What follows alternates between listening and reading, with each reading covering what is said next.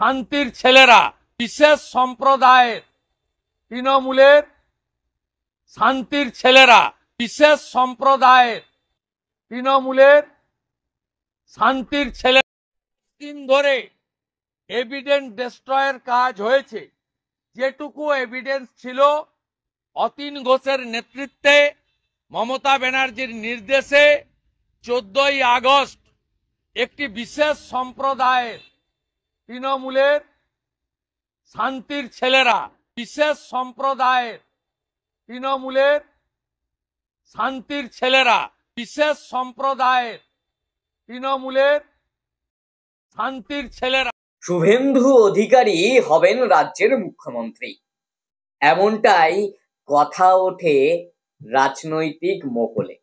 অনেক রাজনৈতিক বিশ্লেষক বলেন শুভেন্দু অধিকারীর বিজেপিতে যোগ দেওয়ার পিছনে কোথাও কি একটা মুখ্যমন্ত্রী হওয়ার সুপ্ত ইচ্ছা রয়েছে। কিন্তু আদতে কি ইনি মুখ্যমন্ত্রী হতে পারবেন? শুভেন্দু অধিকারীর মুখে একেবারে অশ্লীল শব্দ শোনা গেল। রাজ্যের বিরোধী দলনেতা পদের মর্যাদা কোথায়? এখন সবচেয়ে বড় এই প্রশ্নটাই উঠছে। একেবারে কথা শোনা গেল রাজ্যের বিরোধী দলনেতার মুখে। কখনো দেখা যায় পুলিশের সঙ্গে তাকে ঝামেলা করতে, পুলিশকেও কার্যত কখনো কখনো কিছু কথা তিনি জোর গলায় বলে থাকেন। অনেক সময় দেখা যায় বিভিন্ন সময় তিনি ছুটে বেরিয়ে পড়েন গাড়ি থেকে, বিভিন্ন সময় দেখা যায় আগুন মেজাজে তাকে থাকতে। এবার সাংবাদিক বৈঠক যখন তিনি করছেন, যখন তার মুখের সামনে অনেকগুলো বুম রাখা রয়েছে, বহু সাংবাদিক রয়েছে, বহু সংবাদ মাধ্যম রয়েছে, সেখানে তিনি কথা বলছেন, একেবারে অশ্লীল কথা বলছেন।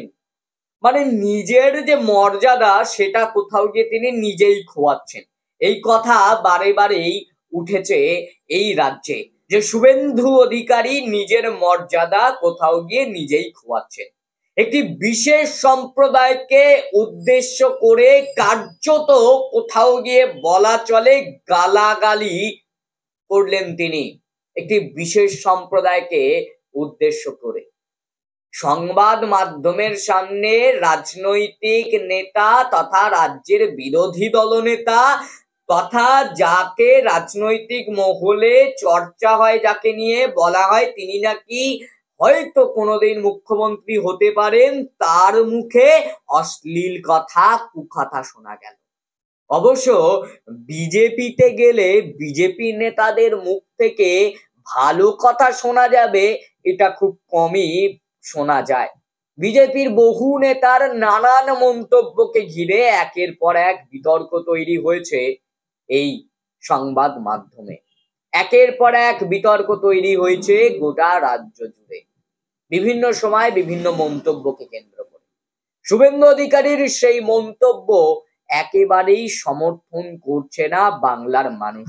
আর এই রকম মন্তব্য, এই রকম কার্যকলাপের জন্যই শুভেন্দু অধিকারীর দল হয়তো কখনোই বাংলায় ক্ষমতায় আসতে পারবে না। বিজেপি বারে বারে স্বপ্ন দেখছে বাংলায় ক্ষমতায় আসবে, কিন্তু তারা কিছুতেই বাংলায় আর ক্ষমতায় আসতে পারছে না। কারণ কিছু সম্প্রদায়কে উদ্দেশ্য করে এই কথাগুলো বললে, বা মানুষ যখন কাউকে ভাবছেন না শুভেন্দু অধিকারীকেই আমরা চাইবো, আমরা তাকেই ভোট দেব কারণ তাকে মাঠে ময়দানে দেখা যাচ্ছে বিরোধীদের মধ্যে, তার মুখে যখন কুকথা, অশ্লীল কথা শোনা যায়, তাকে কি আর মানুষ পছন্দ করে?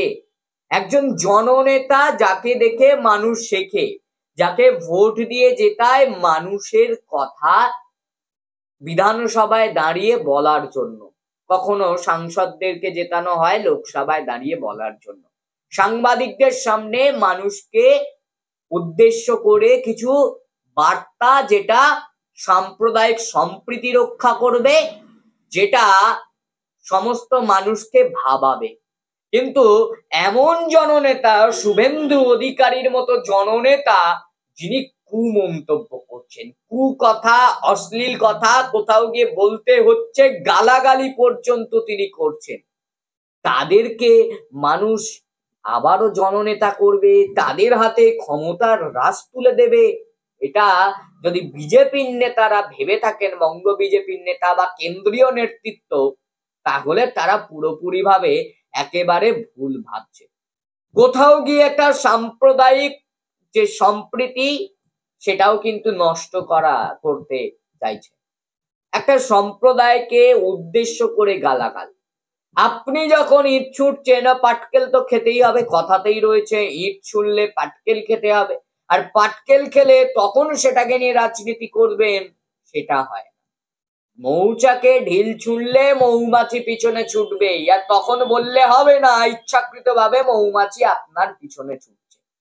আপনি তার খাদ্যে আঘাত করেছেন, আপনি তার বাসস্থানে আঘাত করেছেন। তাই একটি সম্প্রদায়কে উদ্দেশ্য করে যখন এইসব মন্তব্য করবেন, তারপর তো পাটকেল খেতেই হবে। সাংবাদিক বৈঠক থেকে শুভেন্দু অধিকারীর এই অশ্লীল ভাষা নিয়ে ইতিমধ্যেই একেবারে রাজ্য রাজনীতিতে তোলপাড় শুরু হয়েছে। যে শুভেন্দু অধিকারীর মতো ব্যক্তি, যিনি বিরোধী দলনেতা, এই রাজ্যের বিরোধী দলনেতা, তার মুখে এই রকম ভাষা, সেটা শুনতে কোনো মানুষই প্রস্তুত নয়। আবার রাজনৈতিক বিশ্লেষকরা অনেকেই বলেন তিনি নাকি মুখ্যমন্ত্রী। ইনি যদি মুখ্যমন্ত্রী হন, তবে আর কোন কোন ভাষা তার মুখ দিয়ে আমরা শুনতে পাবো, সেটাই এখন ভাববার বিষয়। কোথাও গিয়ে বলতে হচ্ছে বিরোধী দলনেতা পদের মর্যাদা কি তবে খোয়ালেন শুভেন্দু অধিকারী। সাংবাদিক বৈঠকেই শুভেন্দুর মুখে অশ্লীল শব্দ, একটি বিশেষ সম্প্রদায়কে উদ্দেশ্য করে গালাগালি শুভেন্দুর। বিরোধী দলনেতার মুখে কুকথা, কার্যত এমনটাই শোনা গেল।